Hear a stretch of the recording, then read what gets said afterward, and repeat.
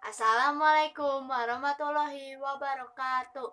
Perkenalkan, nama saya Angelika Ifatin Soagalase dari SMP Negeri 3 Cilenyi. Pada kesempatan kali ini, saya akan mereview buku yang berjudul The Truth About Forever, Kebencian yang Membuatmu Kesepian.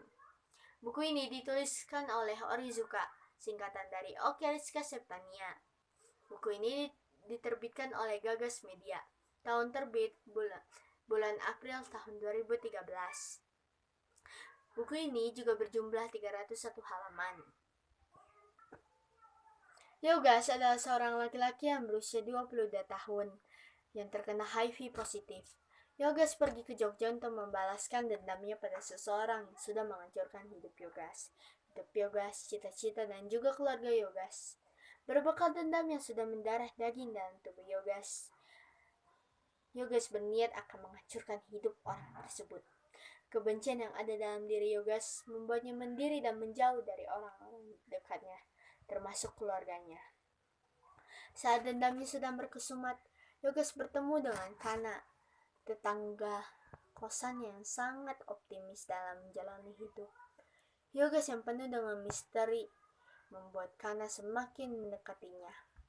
Dan hal itu membuat Yogas harus menjauh sebisa mungkin agar dirinya dan Kana tidak saling jatuh cinta. Saat mengetahui rahasia terbesar Yogas, bukannya membenci dan menjauhi Yogas, Kana malah semakin tidak mau meninggalkan Yogas sendirian. Ia tidak ingin Yogas menanggung beban dan permasalahannya sendiri. Tapi Yogas menolak mentah-mentah bantuan yang diberikan Kana.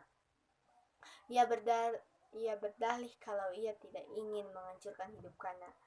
Kebohongan demi kebohongan pun digarap Yogas agar dirinya dan Kana tidak terjerat rasa cinta. Yogas yang pada akhirnya terjerat tali cinta, Kana pun semakin tidak bisa menghindari. Kana yang tampak lelah masuk ke dalam hidup Yogas meski sudah ditolak dan diusir berkali-kali oleh Yogas. Yogas harus memilih antara cinta dan pembalasan dendamnya. Sayangnya, Yogas tidak dapat memilih karena takdir berkata lain. Yogas meninggal sebelum memilih antara cinta dan pembalasan dendamnya. Alasan saya membaca buku Onizuka adalah merupakan penulis yang saya sukai.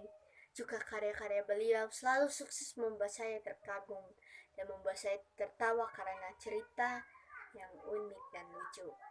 Saya tidak pernah bosan setiap membaca karya-karyanya dan memberikan banyak motivasi dan inspirasi bagi saya. Dalam pertemanan, di mana dalam pertemanan itu ada suka dan duka yang membuat saya makin bersikap hati-hati supaya tidak mengecewakan perasaan teman-teman. Hikmah yang saya dapatkan setelah membaca novel ini adalah mengajarkan aku tentang rasa kesepian. Kesepian ternyata lebih menyakitkan dari penyakit manapun. Kesepian bisa membunuh dengan sangat perlahan dan rapi, sehingga tidak akan meninggalkan jejak apapun. Untuk itulah, kita membutuhkan teman yang peduli pada kita untuk membunuh kesepian itu. Sekian dari saya, terima kasih. Wassalamualaikum warahmatullahi wabarakatuh.